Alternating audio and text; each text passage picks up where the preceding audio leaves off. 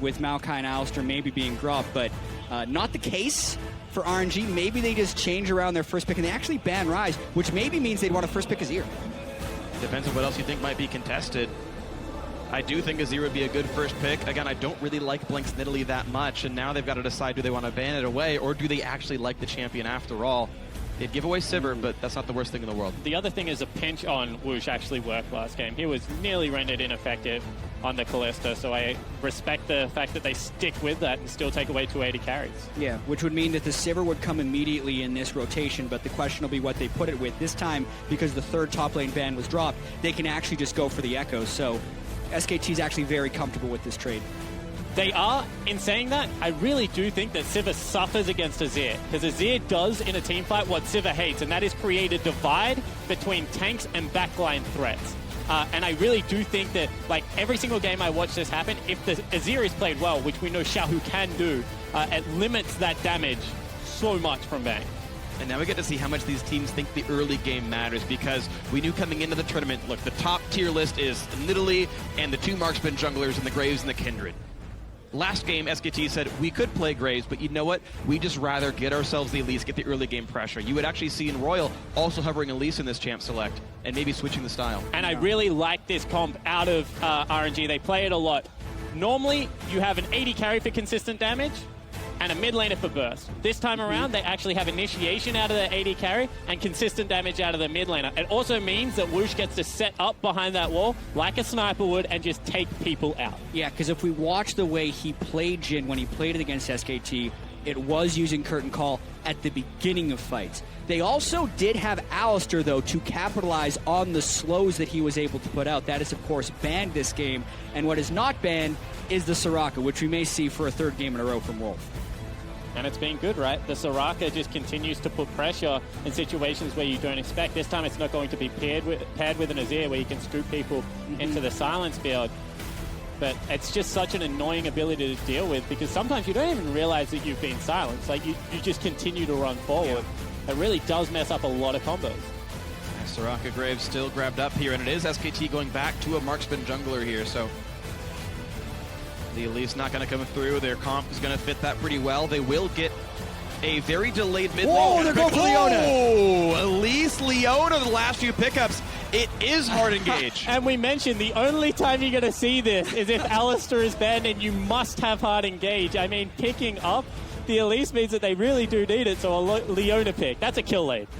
It is for sure a kill lane, but if they can't get the aggression, like, it can be really difficult for Leona to chain the CC properly on a Soraka, because she can put silence on herself as your Zenith blading towards, and then Leona can't chain the stun and Soraka can just walk away. I agree.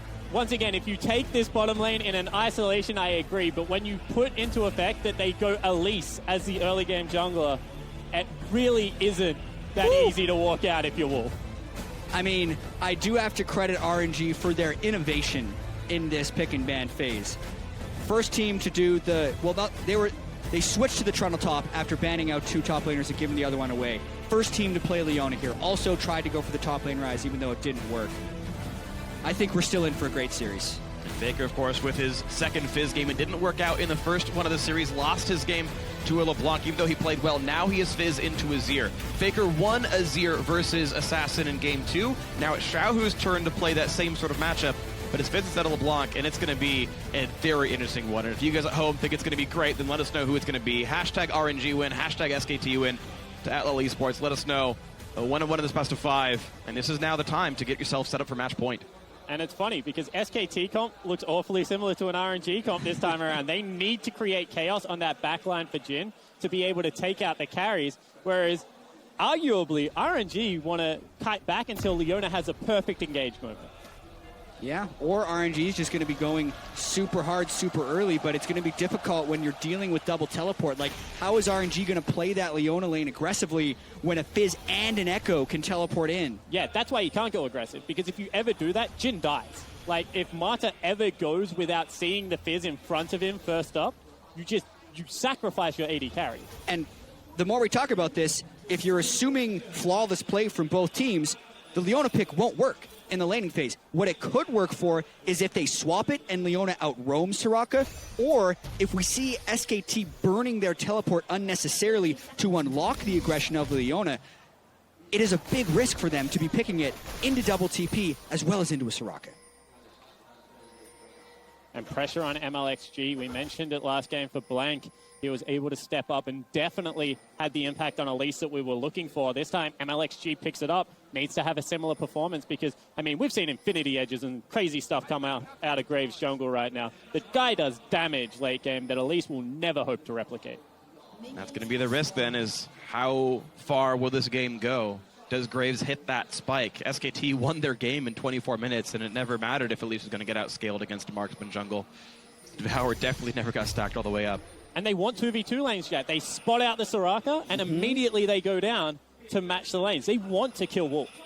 Yeah, and it's going to be really fun to watch here because a lot of it will have to do with MLXG's first jungle pathing and how well SKT can ward with it, combined with what type of pressure RNG has in the solo lanes for whether or not SKT could match the teleports to stop it, because there are potentially more people that can arrive bottom lane for SKT. They gave solo experience over to the Leona. Yes. They're hoping for an early level 2. They want to go in. Now, SKT could see that Leona has 1 CS and know that she will hit the level early. I forget exactly which minion it is, but it will not be all 3 melees in the second wave. It'll be before that. But look at all the harass they're able to get down right away. Leona's nothing at level 1. Trying to heal off with the Targon stacks, but doesn't get level 2 off that minion. She'll have to burn several potions here. It'll be in the middle of this wave. I think minion number 2, when she'll have both skills. It's so telegraphed what they want to do. And Wolf Wolf they get onto Wolf. Exhaust and a whoosh. Ignite is on. Do they have the damage? That answer is no. Bang takes some damage back, and Mata slowed down, counterattacked, and he's now low on health. Counterattack successful, I'd have to say. There's still the heal on Bang, and Mata cannot sustain back up. Yeah, summon a spell for summon a spell. Now Blank. Into the mid lane, early flash from Xiao, Blank's got a red buff. This is yours to be careful. And the Trinket Ward spots MLXG. Whoosh now losing health as well. And he gets hit by the boomerang, and Mata's not going to land it. Even if he did, I think he might have just died, as he was going in onto a full health Sivir. Agreed, but they have the exhaust down from Wolf, and Elise is here long before Blank. They might be looking to go in again. Cocoon not going to hit Bang, but they will get the root. The stun's going to land. The root will get dodged away. He missed the shot. Woosh should have been able to hit that. But now Mata out of health. Flashes up for Wolf. He's not going to chase for it. Mata dangerously low. Does he go around again? He knows that there is no ward there. At this point, if he goes around again, he's asking to die. Yeah. Because Blank will have been able to get close enough, and they've already used so much to try and attempt those things.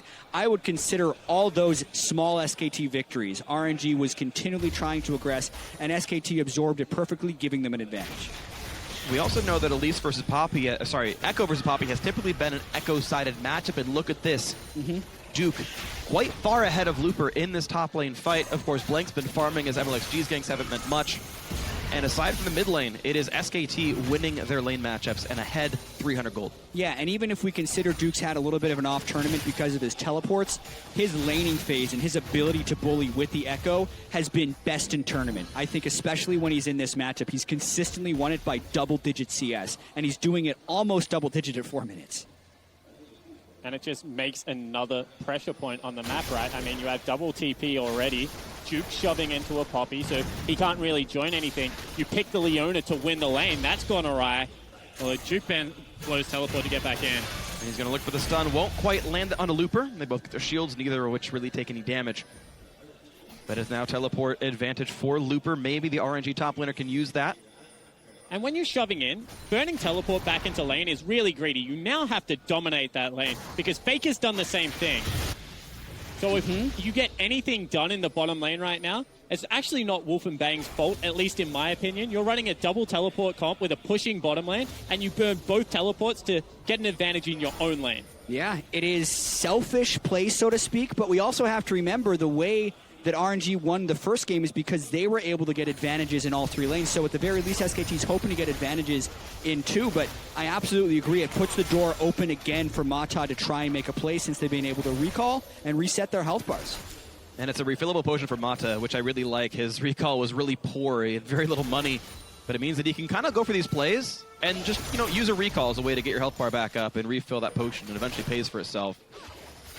We'll see if that goes any farther. Royal has, by the way, tied back up the gold lead. That's mostly because of Xiaohu. Look at this, 41 to 21 in minions.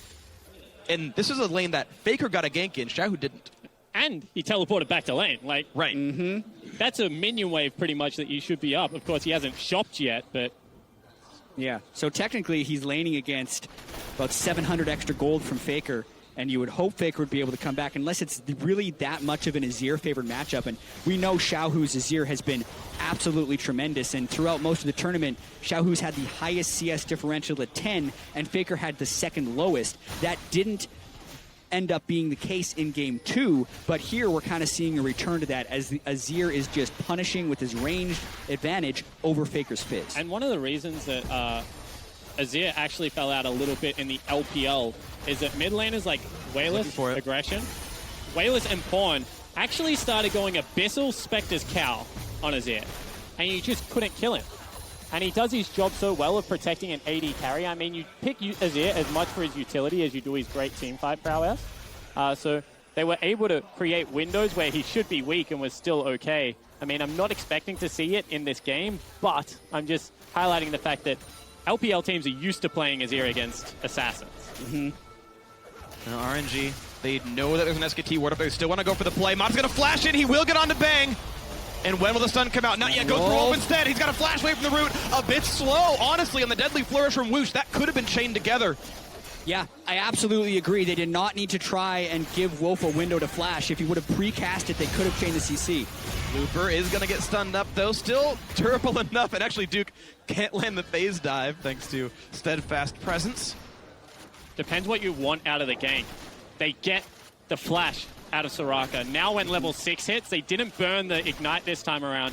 That should technically be a free kill onto Soraka. I use quotation marks like, because it should be, but a lot of these should have worked as well. If they can land the skill shots as well, because there's a chance that SKT will also be level 6. We really have to pay attention to the level breakpoints down in that lane if they attempt to go all in, because they're going to also have to be able to all in through the exhaust of Wolf. But with the heal and flash down, you'd expect it to be a kill.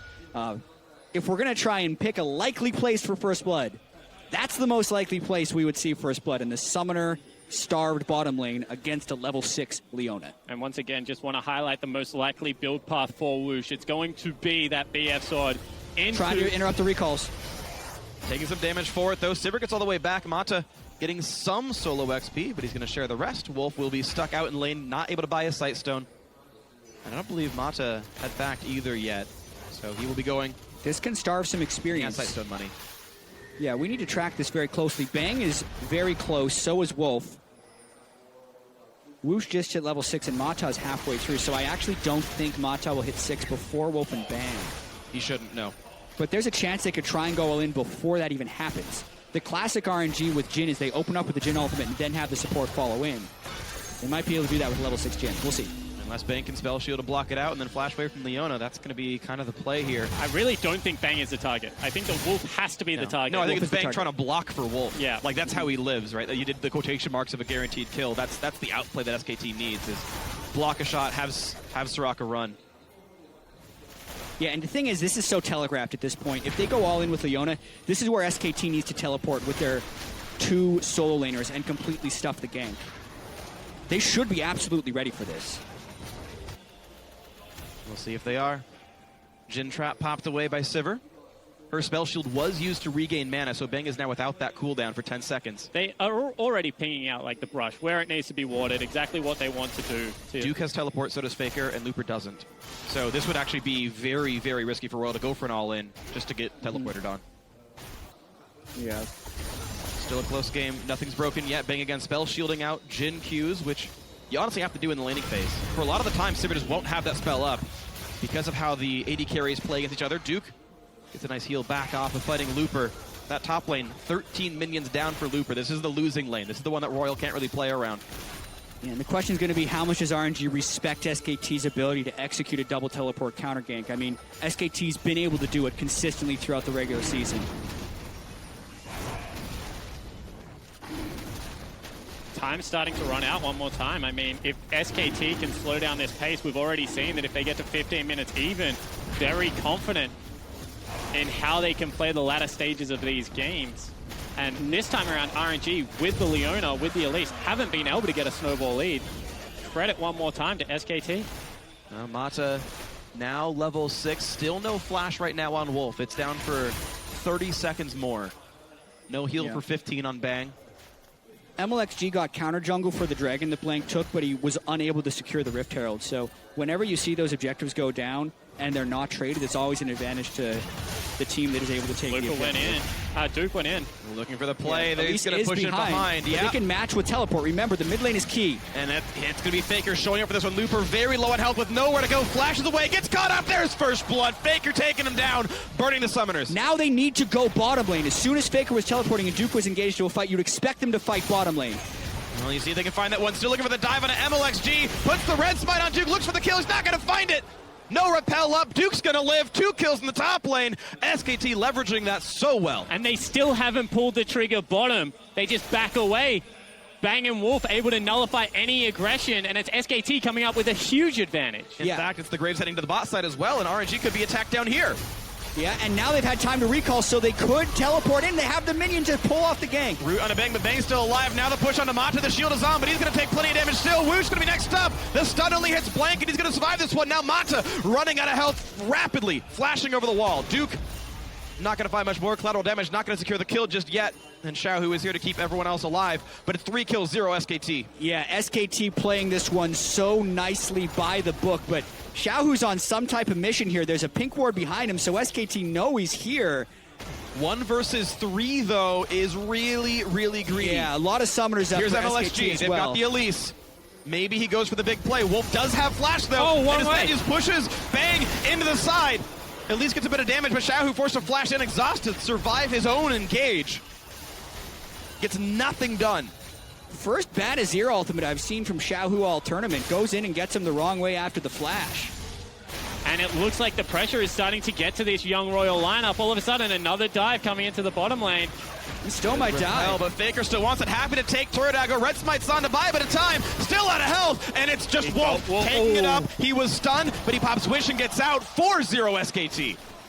They're putting the pressure on, and this time, Faker's not behind. His team is not behind when he has 3 kills on Fizz, and he's been able to roam the map. Think about where he picked up these kills. 2 in the top lane, 1 in the bot lane, and Xiaohu, without having teleport, unable to match that, and because he was trying to roam down, also unable to take the mid lane turret, so all of these advantages stacking up for SKT now. Yeah, the punish just hasn't been in the right area. Let's take another look at the mis-execution here. I mean, Mata and Woosh, they go aggressive. They at least hold the Leona ultimate, but they didn't expect 4 members to be down here.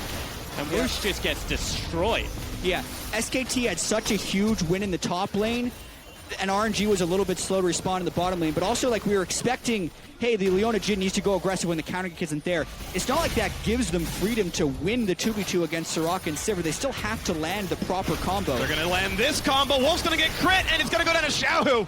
On the wrong side of the map, looking for wards. Wolf farther than he needed to be. Good execution by RNG. Finally a kill on the board. No perfect game now for the Koreans. 1,600 the gold deficit, but keep in mind, Faker's pushing this bot lane down. It's going to grow that one back to 2.5K. But with Bang having a recall, he's got some mana, but there's a risk for the outplay. Xiaohu's ulti's up soon. Yeah, there certainly is. Blank comes in. Nice cocoon into Root, but look at that. They're unwilling to dive the rest of this. They had 4 versus 2 there and didn't pull the trigger, even though they have Repel. And all of a sudden, they're not farming one of the lanes. In the bottom lane, huge win goes over to Faker one more time. He's just starting to extend his gold advantage. And they're running out of options right now. RNG need to be able to force team fights. That's going to be impossible as both teleports come back up. Duke level 11 looking for the play on the Looper. Up 1,000 gold, but it's in his inventory right now. Look at that, winning the trade. Looper does get the shield, but Duke stops fighting when it comes in, so up in health. Faker, there you go, grabs the blue. Yep. Another big early game advantage here for SKT. They were able to get this in the second game and won the game in 23 minutes. This one is a little bit less explosive, but they can keep the pressure up. When their double teleport comes back again, they're going to set up this 1-3-1. They're going to try and get deep wards, and they're going to try and catch RNG trying to come back once again. And Faker's stacking a Dark Seal, by the way. He's got 6 on that already. He's going to be ridiculously huge this game. Yeah, he certainly is, and I guess they're running out of options because they have a good response to the Poppy. Echo, sure, in the Poppy. We'll be able to go with it, at least for the time being, but who the heck responds to Faker? I mean, you can't leave Jin down there. You can't really siege into a Sivir. She's so hard to dive, especially with a Soraka there. Yeah, I think Looper or Xiao who has to be there, and I think it's mostly Looper, matching the teleport. We'll see if that ends up being the matchups here. As they recall back, they just continue to leave that Fizz lane alone. There we go. Looper, you can see in the mini-map, is running to the bot side of the map, but that gives pressure to the top for SKT. They had gotten the first dragon. Looks like they're getting Rift Herald as well, as the Chinese do not have much wave or map control, but now they've got to run away, as here comes the Chinese squad.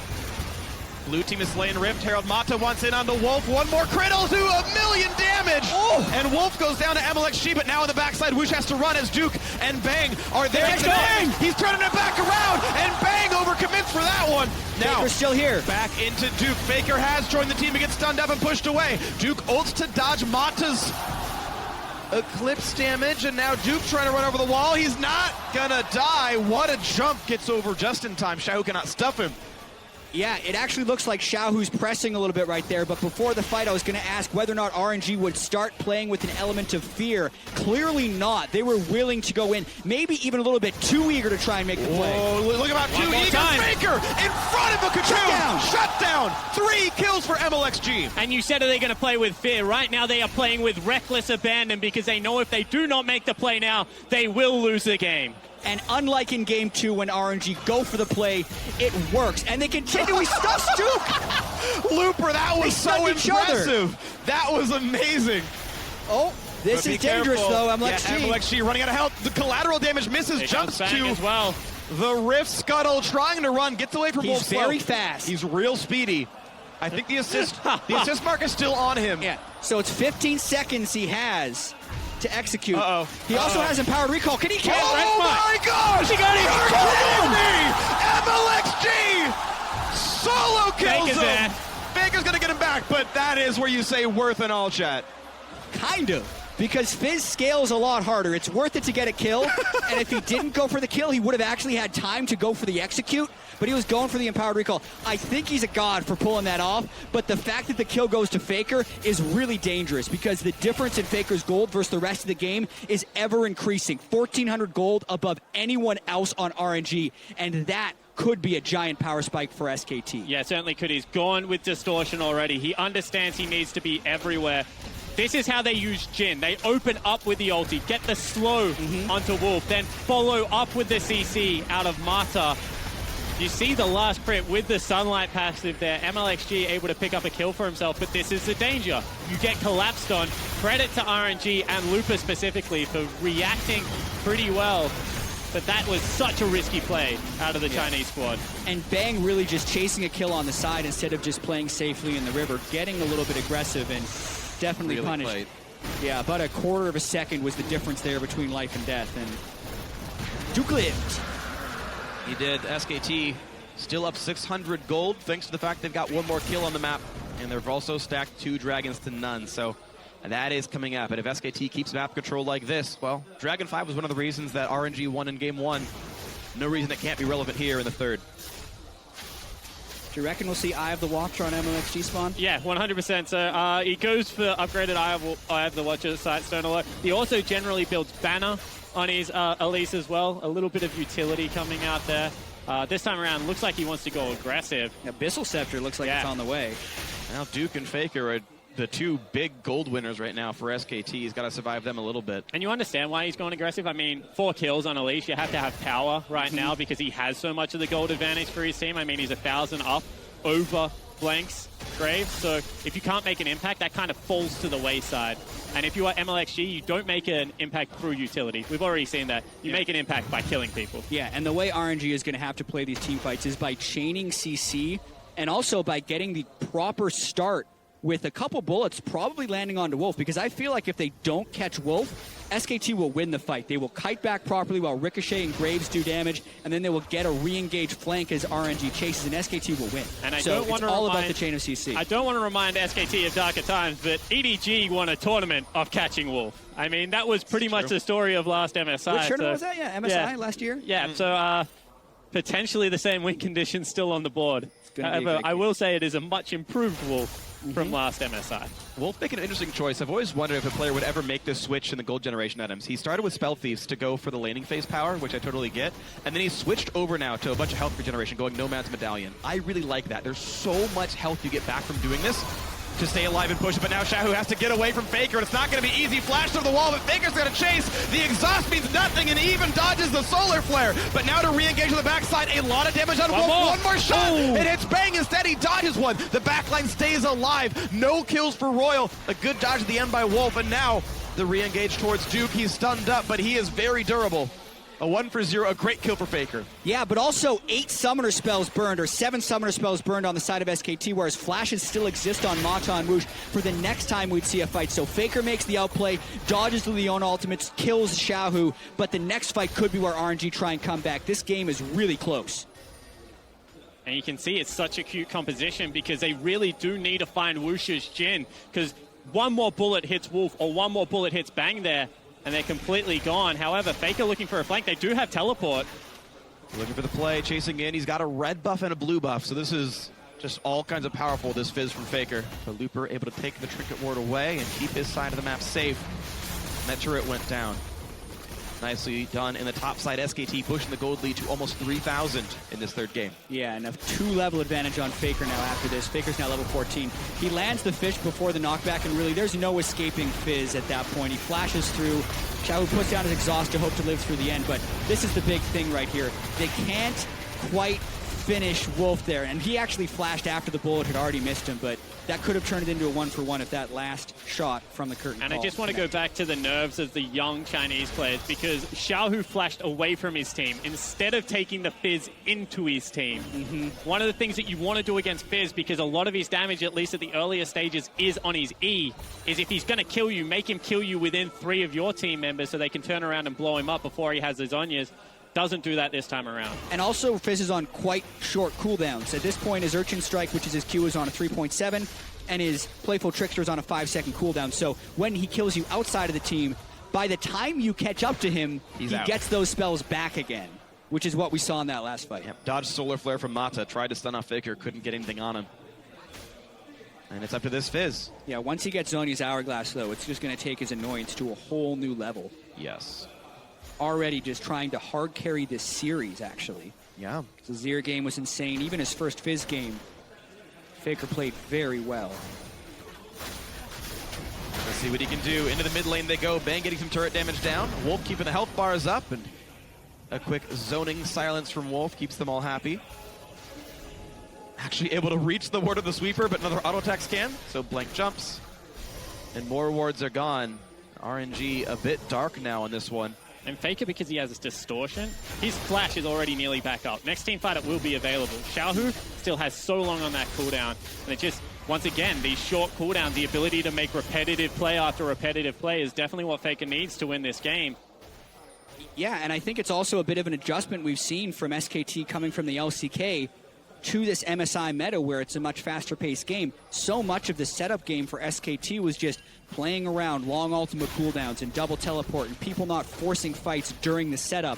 But at SKT, when people are going for their layering of wards, teams are fighting and getting caught out of position here. So this adjustment by SKT to go to this Fizz pick with now distortion as well as cooldown boots is allowing them to fight more frequently and keep up with RNG. And they really do want to fight. We actually see the full upgraded active for Wolf. I'm forgetting the name. Talisman of Ascension. Talisman of Ascension coming in for Soraka. So again, more go buttons, even if Sivir's on the hunt is down. Faker's got a Magi. Yeah, and he I don't also even care about what saw Magi's coming out of Sivir. Or coming out of Fizz, sorry. Faker has one mission, and that is to crush RNG for a second game in a row. And look, with a 5-1-0 scoreline, he's definitely on his way to doing it. The danger is, you're a melee assassin. If you ever get picked before a team fight, so much of your team's advantage. Looking for this one now. Shahu puts the wall down early, tries to get him over. Look at that, in the back line is Faker. They will turn it around. The stun lasts long enough. Yes, they take him out. Now for more. The Poppy ulti, though, means no one got hit by the Deadly Flourish. Mid laners both trade, which is actually better for the team without the Magi Soul Stealer. Yep. But the Dragon still goes over to SKT. That's number 3. They continue to stack up the buff. Sure, any form of stalling right now, if you are in a Azir composition against a Fizz, is good, but you already saw the danger. The Fish doesn't really do all that much. He misses his E, flashes over the wall and one-shots the Azir. Yeah, still really strong. Losing his stacks does cost him a fair bit of AP. He had 8 stacks right there. That goes to 0. And even though that fight was 1-for-1, the damage dealt to champions wasn't even close. RNG ended very low after that fight, which is why SKT was able to pick up that dragon. Yeah, even with a dead 6-2 Fizz, so this is good for SKT, honestly. Continue to control the map, and you can just watch the damage output here. Sivarol, as the Fish flies over the wall, Xiaohu immediately peels around, and Faker just flies in there, but his Zhonya's wasn't completed, and they're also able to chain CC onto him. Miraculous, the Wolf almost got the heals through. If he has Zhonya's, he actually gets to live through that play because Wolf would be able to support with healing afterwards. And I take it all back. Don't know why I doubted. He actually nailed the E on 2 people as well. That's why they were so far chunked out. So just flashing over the Azir wall Yeah. as his Trickster was coming down. Definitely beautiful stuff, and you can see 1,945 damage, roughly the health 0 bar of for Xiaohu. Xiaohu again.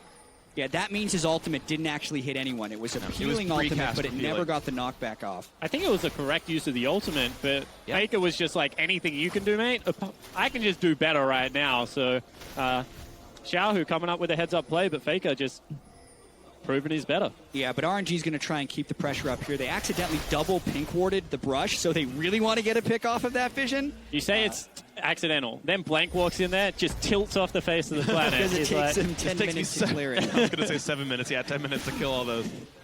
here he goes. Oh, you feel bad. Watch it. Well, he's got Soraka to help him out. Soraka actually kills wards faster than Graves.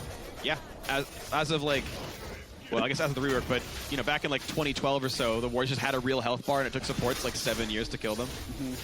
80 carries would like 2-shot them. Mid lane still being controlled by SKT, 4,000 almost their gold lead. Static shift done on Sivir means great wave from it. Now the attempt on the Spell bank. down, they got the slow. One slow, there's the second attempt. Shot's gonna land for 338. But unless they're following up that initiation with CC, Soraka's just going to heal it right back up. They're trying to set up this siege, but they no longer have their soft initiation spell. SKT absorbing these moves from RNG very well. And he's back to full health. Okay, not anymore, but now the attempt at the top. Oh, geez, Looper running out of health pretty fast. Faker not going to keep going for it. With his ulti down, he realized he can't keep getting the persistent damage he needs. He actually just respected the rotation. As soon as Leona stepped out of mid lane, they realized that they didn't have that warded. Swifty boots on Leona means that she would get down there relatively quickly, and he was just like, I can't kill this guy in time. They Instead, can I'm go going to right do there, Baron. and They're gonna Looper go was for low. this one. And if they're timing their teleports as well, Loopers would not be up yet. Looking for the play. We do see RNG coming back in, though. Wolf losing a fair bit of health.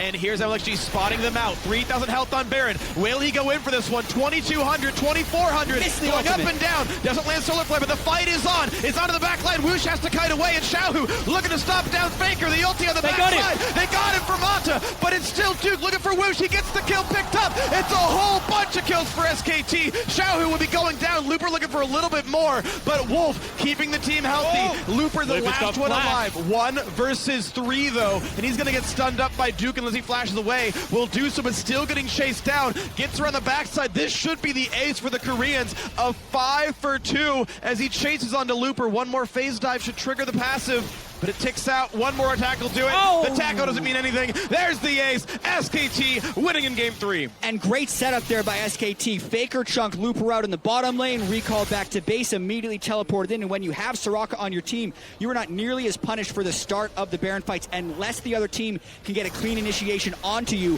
which is where in this fight, when Mata whiffs his spells, it is hugely punishing for RNG. Yeah, it certainly is. Faker stays in Baron pit, but as you mentioned, you know, he gets a heal, and he's completely fine. Overcommits here, but they're still able to get the fish and clean up MLXG. Xiaohu nearly saves the team fight over the wall, but honestly, SKT just had the jump on RNG, and it was that timing that they took their window, and they were able to capitalize on it.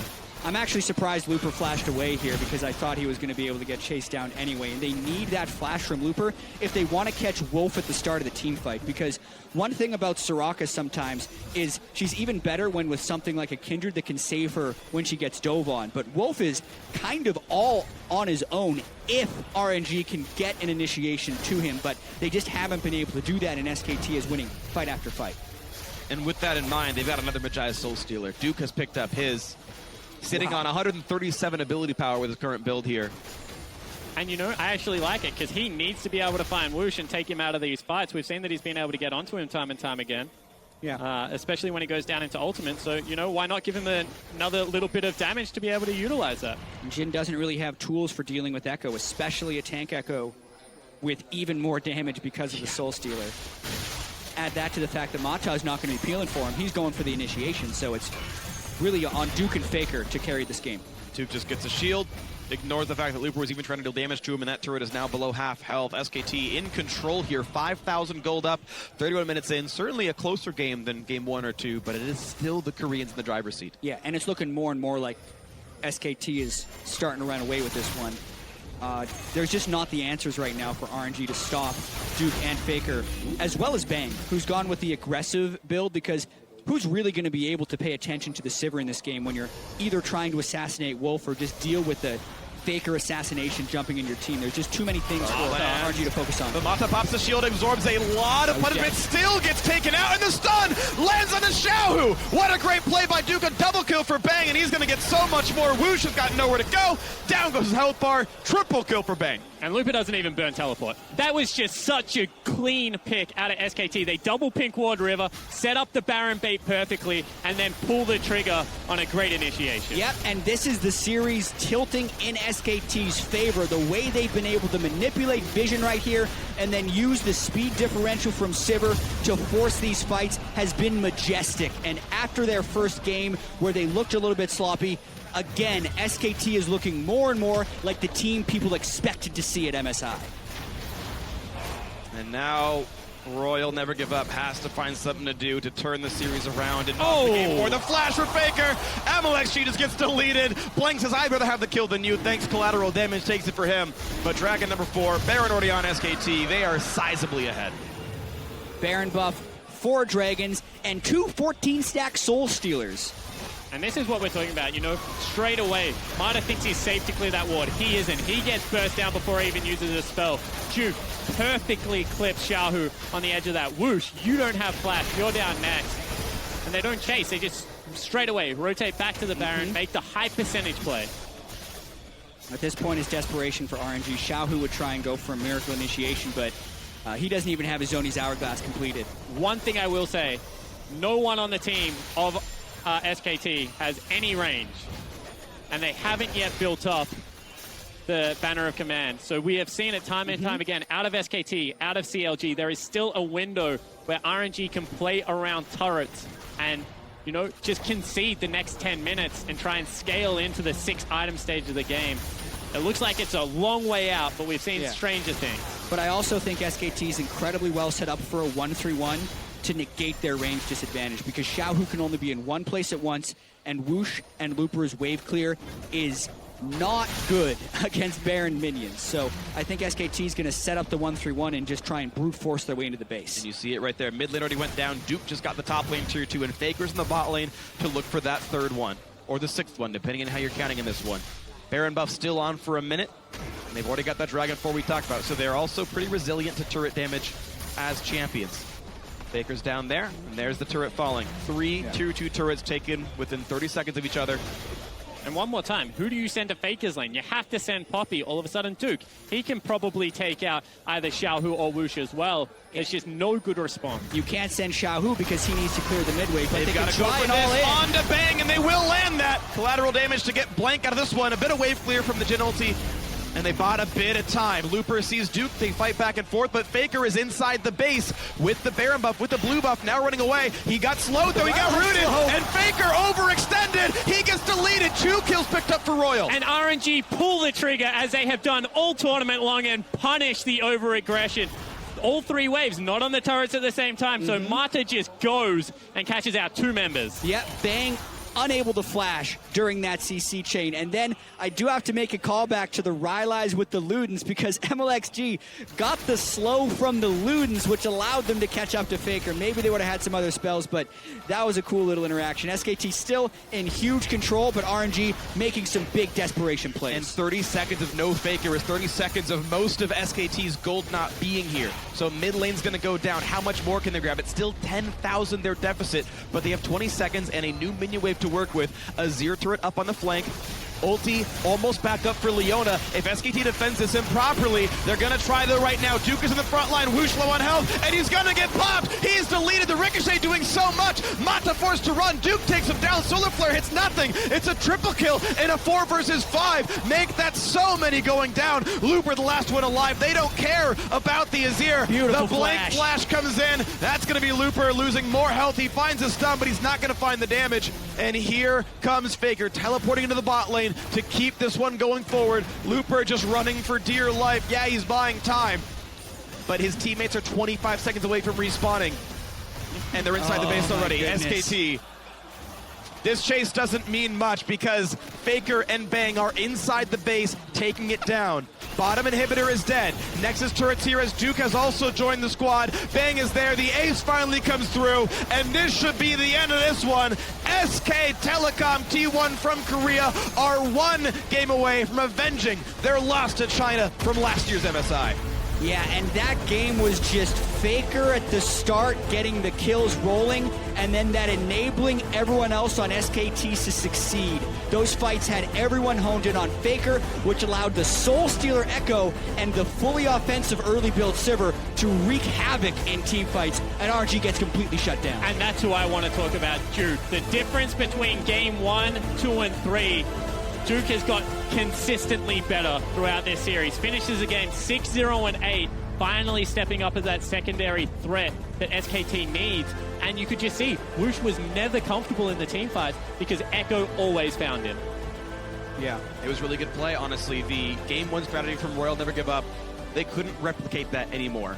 The Nidalee got banned away. Even if they wanted to play that Trundle into Poppy matchup or Ryze into Poppy, well, that same early pressure wasn't there. In game 3, they pull out the Elise, try for that pressure again. They even got the mid lane win, but their Poppy Echo matchup wasn't good enough. And so it was Duke's turn to take over, win the lane, start crushing games. Yeah, SKT definitely adapting very well to the best-of-5 format. I think a lot of that just has to do with Faker's play. His ability to win both sides of this Azir matchup is putting RNG in a very difficult bind, but that's not to say that they still can't make substantial adjustments heading into the elimination games, because now next game wins for SKT and they get 2 chances. So RNG, if they're going to make a change, they have to make it now, since they've lost twice in a row with similar strategies. And I think it does have to be where the focus on the map. Stop trying to pinch top lane. I mean, stop going all in aggressive. Like, you need to get back into Faker's lane. That's how they started this beautiful role that RNG went on, was actually by getting MLXG into the mid lane time and time again during the group stage and snowballing Xiaohu.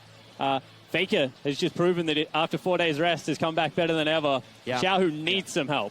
And it's not like he was magical. He didn't win the laning phase. He was down actually half CS, but his roams were so good. The teamwork from SKT was amazing. So a beautiful game 3 win by them. 2-1 the lead in the series. 1 more sends it home for them into the finals. But for now, let's check in with Dash at the analyst desk. Very much, gentlemen. SKT moving to 2-1 on the series. They're going to be very happy with